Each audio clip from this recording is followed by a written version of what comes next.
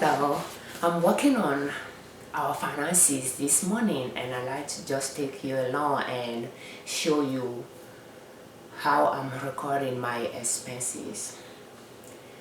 I work on different things already, including distributing our cash into grocery categories, and I recorded the last month remaining receipts on last month on last year budget spreadsheet, and now I have this new year 2020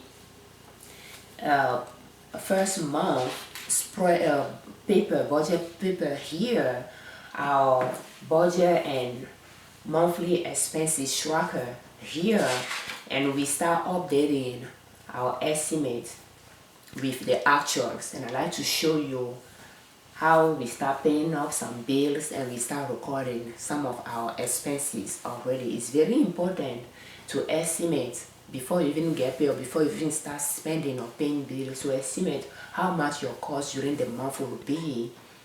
And once you start paying your bills, to record your actual expenses, it will help you over time to analyze those expenses, to see how much you have been spending in each one of your categories, to better plan your budget. Let's get started.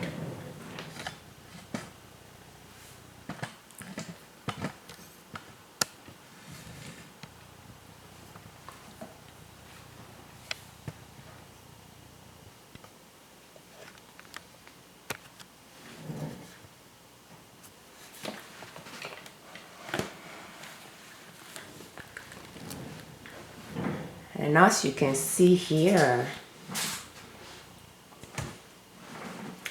we have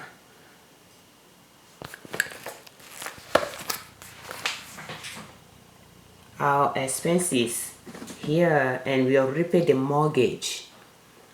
My husband put how much the cost is going to be for cable. No, we don't have cable anymore, but he subscribed to Hulu, and he has one more free, so he only have the internet amount there for January, which is $69.99. You can see that we bought it $77.99, and the actual cost is going to be $69.99. That's the saving right there. And the phone is $17.24, so he put it down there as well. The trash is $19. I have water and electricity for 1cc budgeted, but it's going to cost us 163.17. I need to ask him to pull that bill so that we can see where we spent much, because it's winter time. Our electricity bill should go down, so why it went up, I need to figure out to see what we can do to improve it. Car gas, he put 55. Groceries 300, and yeah, well, I don't think we should put 300, but I need to ask him, because that $390 will go back to the saving for the meat, to pay back what we took out of there for meat. So I will prefer to decrease that 300 by 90 and put that 90 in the saving, but I will see how that will work out. But yes, $390 will be paid back to our saving account. So our allowances, he took $52 out, and donation $75. You can see that we have the estimate that is different from our actual. So that's how we do it on this paper budget. And as you can see down, I pay the mortgage as well, and I pay extra. So I pay extra $1,800.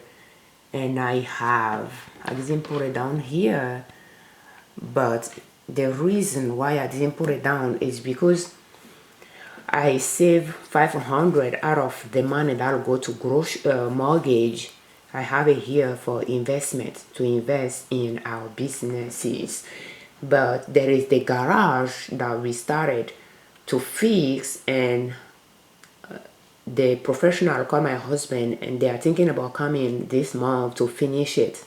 So if they do that, I don't think we have enough in the saving because it might cost us an additional $500.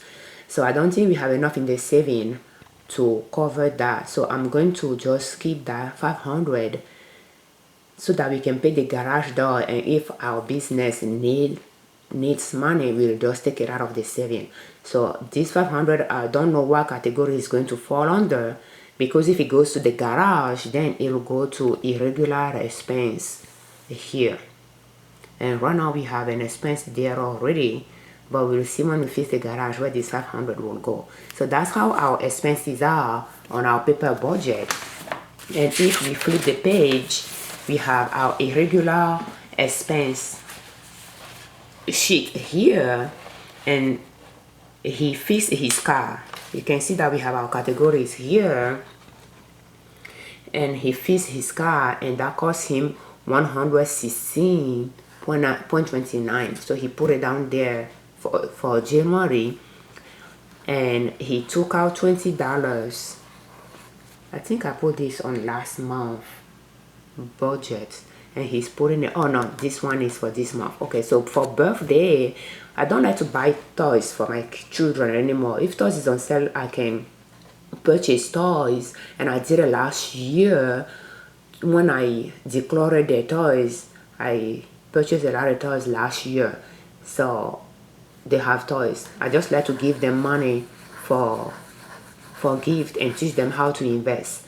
So one birthday, we have $20 saved there as well, budgeted. That's how we start recording expenses for our irregular expenses. Now we are going to move to our spreadsheet so that I can record those information already on my spreadsheet.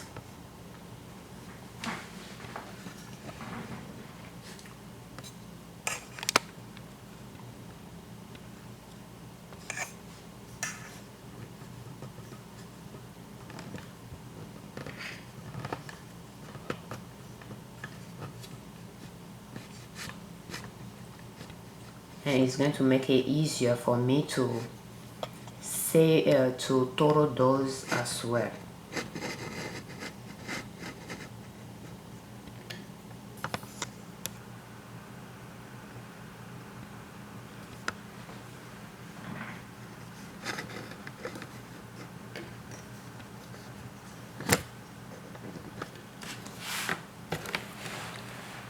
And I have my spreadsheet here. And as you can see, the spreadsheet, we only have one column for each month. We'll put the estimate first, and as we pay bills, we'll just go and change the estimate by the actuals. So I'm just going to change those things, and for the internet is $69.99, so I'm going to change it to $69.99. Here, trash, phone $17.24, trash $19. We have electricity, we have gas. Gas he has not paid yet, so I'm going to leave it there. For electricity and water, $163.17. And car gas, he took $55 out, so that is going to stay like that. When he spend less than $55, he keeps the rest, and we just take another $55 out. That way, in months that he goes over, we have those savings that we can fall back into. So we don't put it back in the checking or saving account. We just keep it in the envelope and keep it in the car or keep it in the house. So we have food here, and food, is it food? No, bus ticket. So bus ticket, let me see here. We didn't put anything down here, but that bus ticket is going in the saving. So I think, yeah, well, I need to talk to him about it, because I like to put it here. We are not going to pay it, but we are going to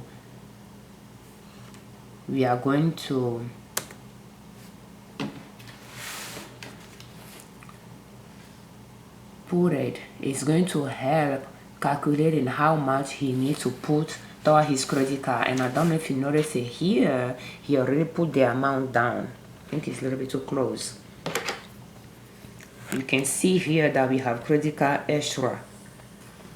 and he put 535 down, and here the minimum is 233, and here 535. That's the extra he's going to pay. So but not having that $10 boss ticket here,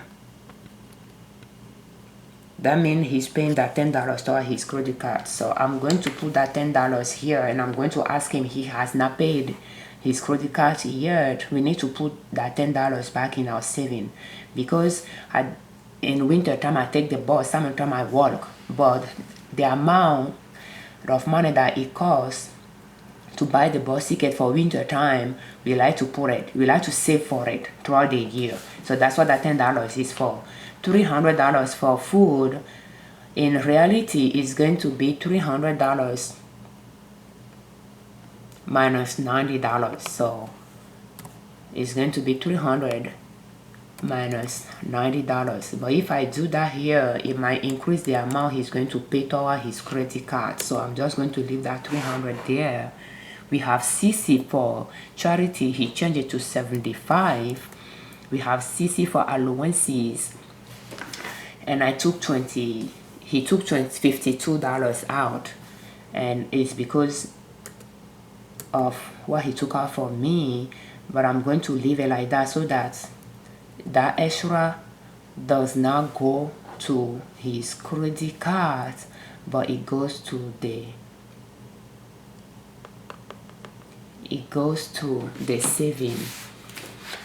So we have credit card here, 233. The mortgage extra is 1845. Expenses from the saving has not come down there. An extra payment toward debt. Let me see if I have a formula here to calculate that. Okay, so the extra to pay debt, I don't have it down. I can put it here. Is the sum, because we pay the credit card debt out of my husband's income. So it's going to be the sum of all these expense here, including the minimum credit card paid,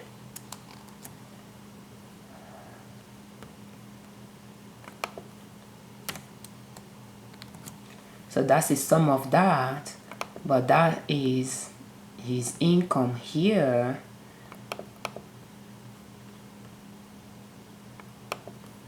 minus the sum of that. So it's going to give 514.23. That's what he's going to pay. That's the reason why I don't want to change some numbers here, because those numbers should go in the saving. So if I do that, if I make those changes, it's going to affect the way the irregular expenses is going to be calculated. So here, this one is calculating the saving that I will have from those categories. So that makes sense. So if I take this bus ticket out, yeah, is increasing his things here, minus this, and that's correct. So that's how I'm going to adjust my spreadsheet, so that I track everything and calculated how much excess he needs for he'll have left. So he has 163. So we spend more than what we budget for here, but there is that $10 saving from bus ticket that should go in the saving. And here we have the food budget that is decreased by $90, which will go in the saving account as well. And as you can see, it's not increasing what he will pay to our credit card. It's still at $517. But then we know that we have $96 that we can put in our our saving for irregular expenses. It's just the saving from utilities and food, because food is paying back. That saving will go in the saving account, and the bus tickets that we are saving for will go in the saving account, and the gas and electricity, any saving there will go in the saving account. But I want to factor all that to my husband's income before we figure out how much extra he has left to pay toward his credit card. So this month he's going to pay $233 and $517. So he's going to pay $750 toward his credit card, even though the minimum due is $233. So if he's paying $750 in average every month times 12, he's going to pay $9,000 the whole year, and we have about $14,000 credit card debt there.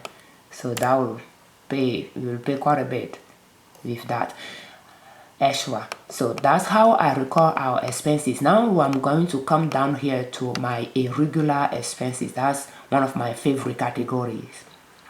So here we have our budget here, but we budget that we need to be saving $263 a month to be able to afford that. But because that whatever we save comes from my husband's income, but now we are paying a lot toward his credit card debt, we are not saving anything here unless we know that there will be an expense. Then while we are paying toward the mortgage, we'll put something on the side for it. That's why we've held $500 here to pay toward investments, but we have a garage to fix, so that might go there, but I will wait until we figure out. So when I use my irregular expenses paper budgets, I know that my husband has something already under these categories of car taro repair. So he changed the oil and fixed some bulb or something like that. So it cost him $116.29. And we have gift birthday coming, so we are going to give $20. And that's why our irregular expenses for the month of January is, and this amount is going to go all the way here and show up here in our expenses from saving. And you can see that's the same amount here as well, $136.29. So $136.29 is what we are costing so far from those irregular expenses. And as you can see, so far our fixed expenses are $1,000,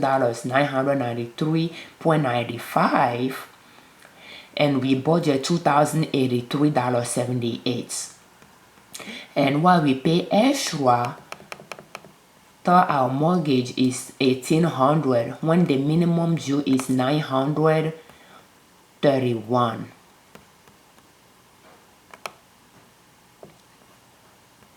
And our credit cards, we pay $517 extra in addition to $233. So our variable expenses, which just include those unexpected expenses that we pay for, we save for and pay for expenses from the saving, and our extra pay toward the mortgage and toward the credit card debt total to $2,499. So we spend our regular expenses are less than what we are paying extra toward our debts.